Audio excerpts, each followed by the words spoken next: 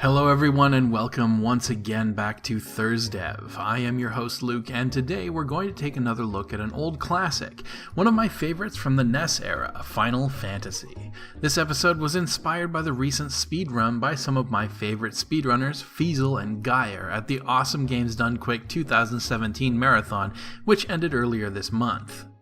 If you want to see the mechanic I described today used to astounding effect, I suggest wholeheartedly that you watch the Final Fantasy run on YouTube from AGDQ 2017, which I'm linking in a card above and will also at the end of this video, and in the description below.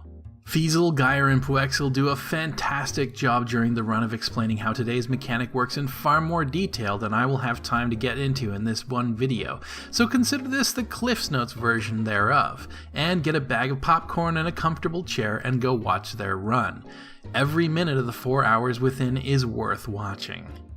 I would also note that much of the information in today's video is gathered from a fantastic FAQ written by a GameFAQs user called Astral Esper, which I also will link below, that goes into detail about today's topic in their Section 6, Battle Formulas, as well as a plethora of other information which I may also use as topics for future game design breakdown episodes, as well as the fantastic resource for Final Fantasy on tasvideos.org.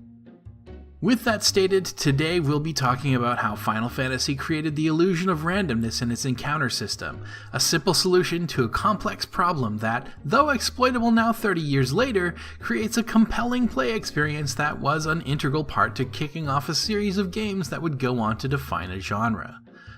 Long before it was a boy band road trip movie about angsty teenagers cooking food and taking selfies, Final Fantasy got its humble beginnings on the Famicom as a reasonably generic fantasy role-playing game based loosely on Dungeons & Dragons.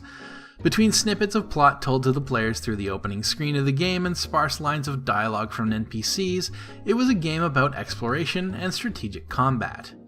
With the exception of the game's villages and most of its castles, the player would, while walking around, occasionally be torn out of the game map and made to engage in a combat sequence. By selecting commands from a window, the player would be able to tell their party of 4 characters what to do in combat, and after all commands had been issued, the battle would commence and the outcome would appear to be determined. The entire game could, with confidence, be said to center around this singular set of intertwined mechanics. Combat included a number of interesting monsters and, as is the way with any RPG with so-called random encounters, a fair amount of unpredictability that makes the game challenging.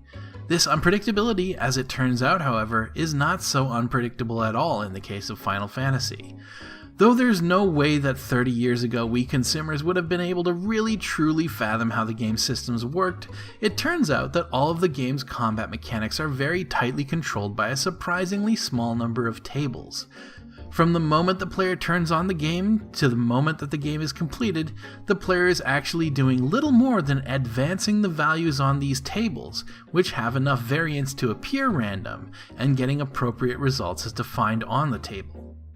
The easiest place to observe these randomness tables in action is to learn about what's known as the step counter. Let's take a quick look at the game's memory, specifically at address 00F100 in the game's memory, where there's a static block of 256 numbers that defines how often the player will reach an encounter in combat. This block of values is constant in every copy of the USA edition of Final Fantasy, which means that if you know how this table works, you'll know exactly when you'll reach an encounter in the game. In the case of the encounter step table, when the game is first loaded from a clean boot, it starts at the first value, 1F. If the game detects that the player is on a tile that generates quote-unquote random encounters, it advances to the next value. Each time the player takes a step on an encounter-enabled tile, this value cycles up through the values until it encounters a number that is less than an encounter threshold value. Once it sees a number less than its threshold, it tells the game to trigger a random encounter. If we're to visualize this, that means that the following values are encounters. Every step advances through the values until it hits a number that's less than its encounter threshold. On the overworld, that's set to any number below 10. In this case, that would be the 16th entry or 15th step since we start at value 1F, and combat ensues. Regardless of the outcome of combat, the step counter continues soldiering along. 19 more steps later we reach our second encounter, and then 27 steps after that, another encounter. This memory stays active during the entire play session, and even if the player were to reset, say after the third encounter, the position in the memory would remain the same and generate another encounter after 11 more steps. You can try it yourself. Only bear in mind that there are certain tiles, even in the overworld, that don't generate encounters, like a number of the tiles directly below the entrance to the city of Canaria, tiles containing a dock or any village tile, or damage tiles like lava in the fire and earth caves. The threshold is dependent on certain criteria. On an ocean tile, it only generates encounters at values below 3, and in dungeons, 8, with the exception of the Sky Palace's 5th floor, where Tiamat resides with the infamous Warmech, with an aggressive threshold of 24 or lower, and the various elemental floors of the past version of the Temple of Fiends, with thresholds of 9 to 12 respectively. The encounters the game generates are further defined by the location the player is walking through when the encounter is generated. A number of large square areas on the overworld define what kind of encounters you're going to get. It's defined by floors in dungeons. In the very first area, on the land surrounding Canaria Castle, encounters are a combination of imps, grey imps, wolves, and about a 5% chance of a mad pony, as per its position on the encounter table. The encounter table is also a static value, which determines which of 8 possible configurations of opponents you'll face, which increments for each battle fought. The encounter configurations are not evenly distributed, with 4 having 48 instances each along the table, configurations of 5 and 6 having 24 instances each, configuration 7 having 12, and configuration 8 having a measly 4 out of the 256 available slots on the encounter configuration table. This makes configuration 8 feel like an exceedingly rare encounter, even though when it happens it's always fixed to occur 4 times at specific intervals within every 256 encounters. These encounters are predictable to a point. The table tells us that we'll get configuration 3, 4, 3, 6, 2, 2, 7, and onward, so we can predict what enemies we'll face and when, but each configuration further has a more pure random value determining what actually appears in the encounter. So we'll always face 3 to 5 imps in our first encounter, but we can't be sure whether it will be 3, 4, or 5 without knowing yet another value, which increments in a much less predictable manner. Still, this can be an amazing tool. If the player so desires, for example, when they get to the town of Provoca and gain the ship, they can save at the inn, then every time they leave the city and enter the water, they know that their 76th valid step, as the step table encounter threshold is lower on the ocean, they will encounter the 3rd configuration of ocean enemies for the area, up to 5 Kaizoku, which are a low threat enemy with high payout.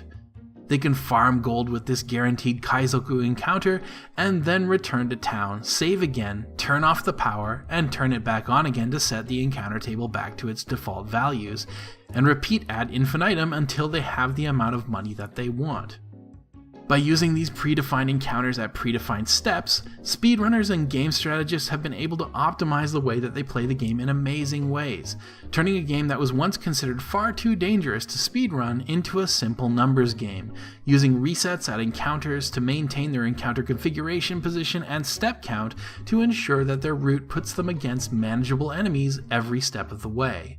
In a game like Final Fantasy, the randomness is one of the major contributing factors to difficulty. Of course, 30 years ago, the knowledge of how the encounter system works was hidden within the ROM and unable to be accessed by the layman, but this sort of manipulation of randomness, or RNG, that isn't truly random can lead to some exploitability, as we can see in the present day. Of the same era, there were other RPGs that also implemented random encounters, but were significantly harder to predict due to incrementing their encounter table per tick, for example, while the game is being played and not stopping per step, like in Dragon Warrior. But ultimately, Final Fantasy's encounter system was functional and elegantly simple without being taxing on the very limited processing power of the NES and Famicom. Today, randomness is significantly more random, and though some table manipulation can be done, it's generally thought to be much more difficult to control the RNG of a game like this. But Final Fantasies was a game of many interesting compromises, and a great many bugs. Next week, I'd like to continue our lighthearted trip down memory lane with Final Fantasy by exploring some of the bugs that you may not have even known about, which, if you ever do decide to try the game again yourself, may just help you out. Until then, however, thank you as always for watching, and I hope that you enjoyed this little episode of ThursDev. If there's a game design topic that interests you that you'd like to hear about in the future, I'm always open to suggestions, though I always also have plenty up my sleeve.